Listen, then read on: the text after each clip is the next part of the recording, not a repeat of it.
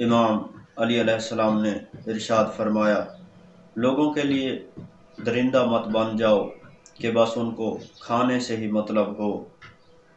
لوگ دو قسم کے ہوتے ہیں، ایک تمہارے دینی بھائی اور دوسرے تمہارے انسانی بھائی، تو تم ان کے ساتھ ویسا ہی در گزر کا سلوک کرو جیسا کہ تم چاہتے ہو کہ اللہ تعالیٰ تم سے سلوک کرے۔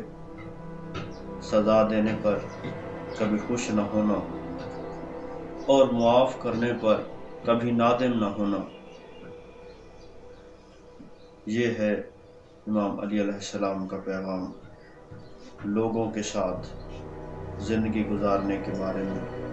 تو ہمیں لوگوں کے ساتھ اس طرح زندگی گزارنی چاہیے کہ ہم ان کے ساتھ اچھا سلوک کریں۔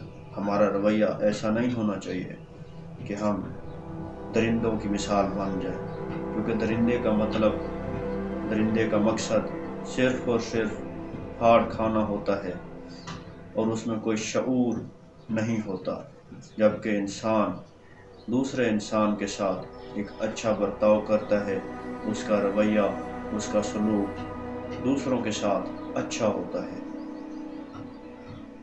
دوسری بات یہ کہ انسان کو کبھی بھی لوگوں کے ساتھ مذہب کی بنیاد پر نفرت نہیں رکھنی چاہیے۔